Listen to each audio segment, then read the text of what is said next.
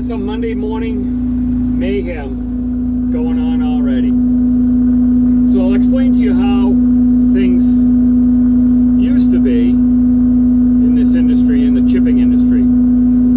So they used to give us a quota, say 10 loads or 20 loads a week, and they would never call you except to tell you, hey, the plant's broke down, stop bringing chips, or just to remind you, there's a holiday coming up, hurry up and get your loads in.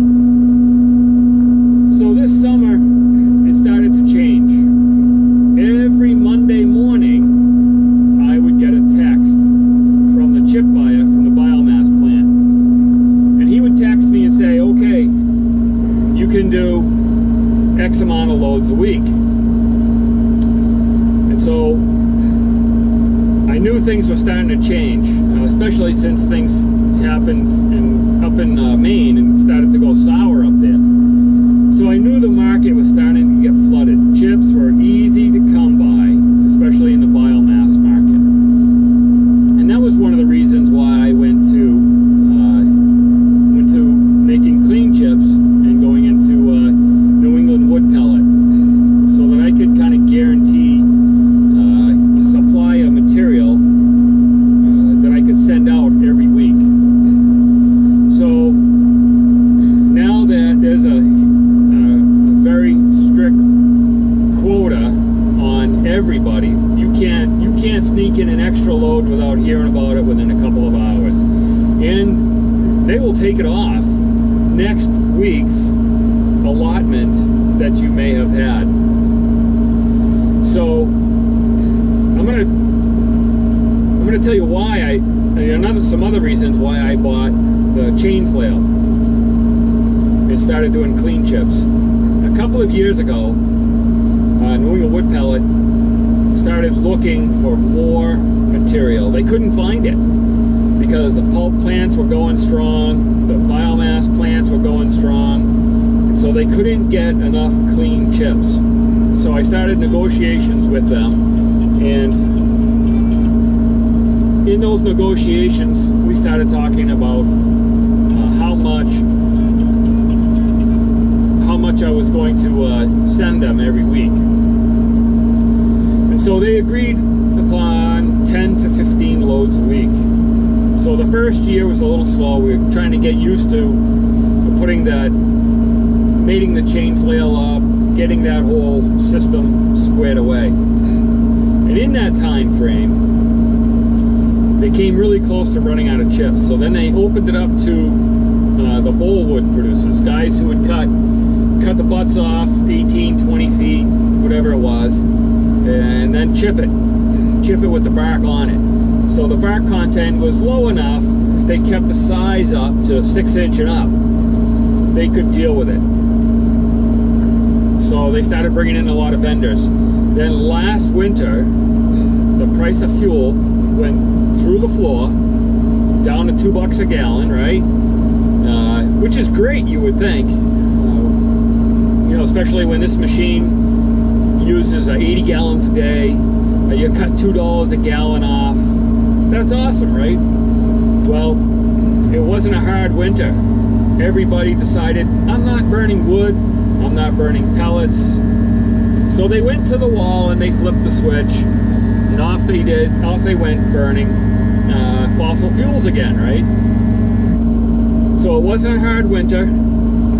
So the pellet plant just had a huge pile of chips. They were overstocked. And so come springtime, when I had supposed to have a guarantee of X amount of loads a week, cut me right down to 4 loads a week is what it averaged out to.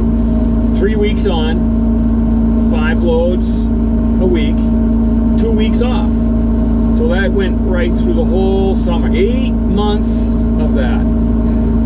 So I decided to hang on with the chain flail, and you can guess what $600,000 of payments are going to be.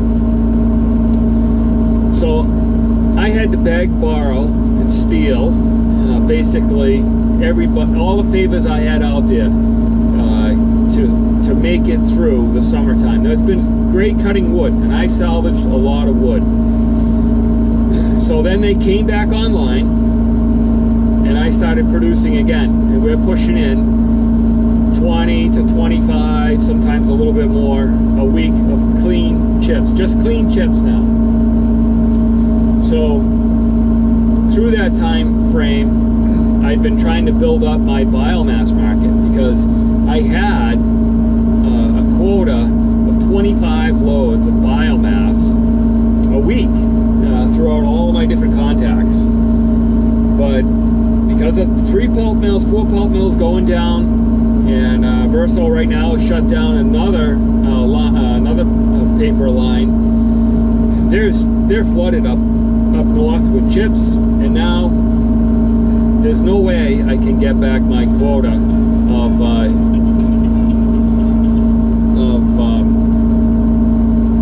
biomass chips. So I encouraged New England Wood Pellet to, hey, remember our agreement. I stuck it out through the summertime, and I made it this far. So September, middle of September, they opened me right up. Bring as much as you can. And they opened everybody else up. Bring as much as you can.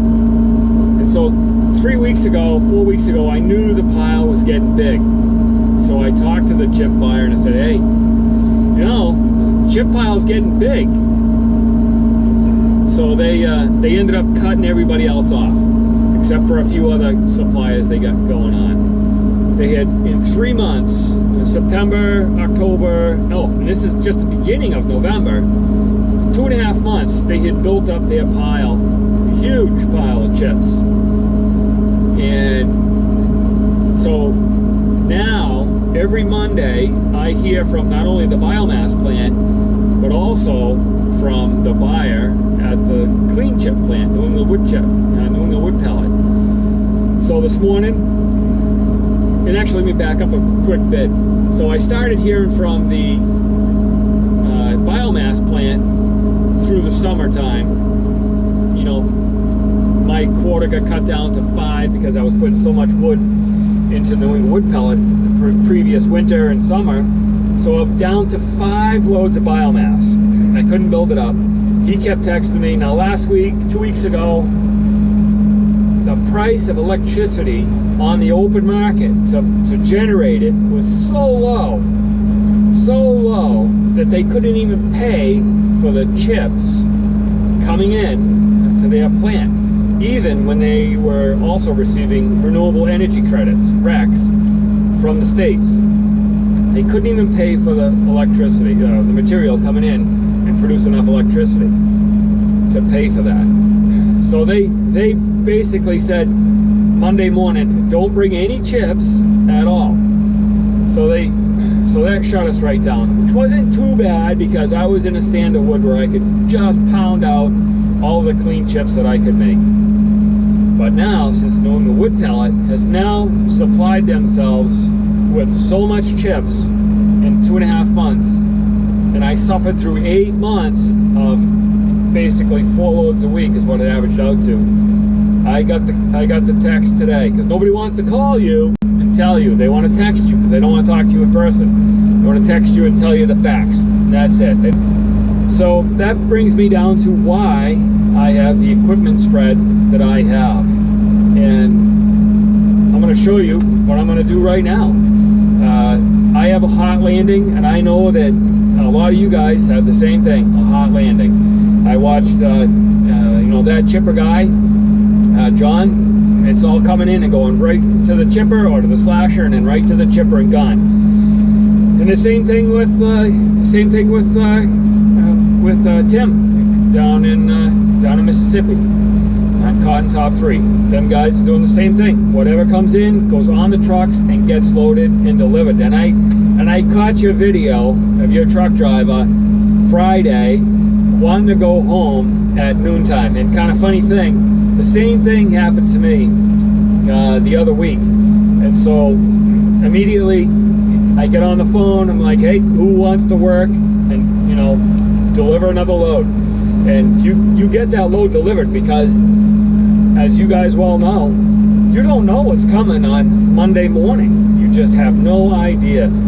So even now, I used to preload my trailers, and now I don't even preload the trailers anymore, because I would preload on Friday or Saturday. I don't even do that anymore, because I know, for one, it's coming into it's going to start coming below freezing. Every morning, the last 4 or 5, it's been below freezing, and the chips are going to freeze into the trailers.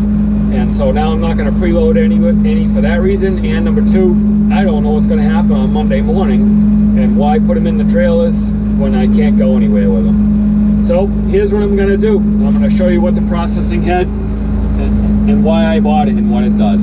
Here we go.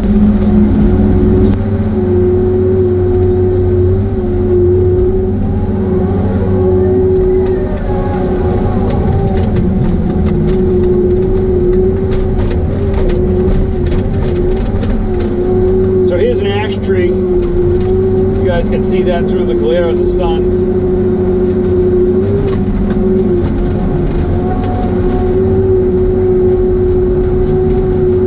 The firewood guys over here love ash.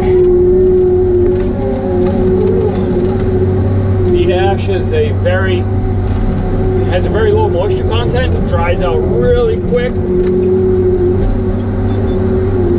Here's what we're doing. We're just going to process the wood out.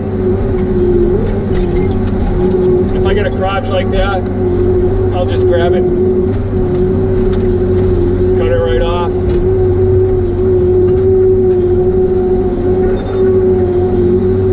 There we go. So now, the firewood guy is going to love us again, because we're bringing in more wood.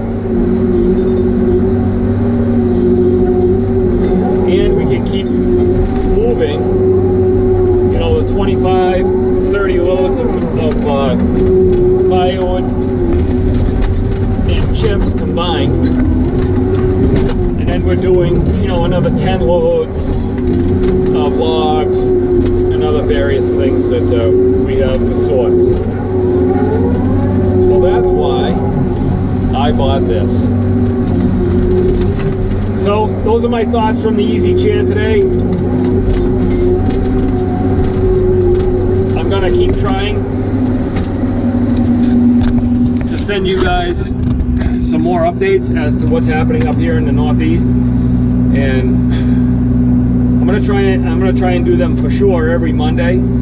Although I'm finding it pretty difficult to hook up to all of this internet stuff. So when I figure it out, you guys gonna have a charge of videos, and I should be able to give you at least a couple a week. Alrighty, thanks guys.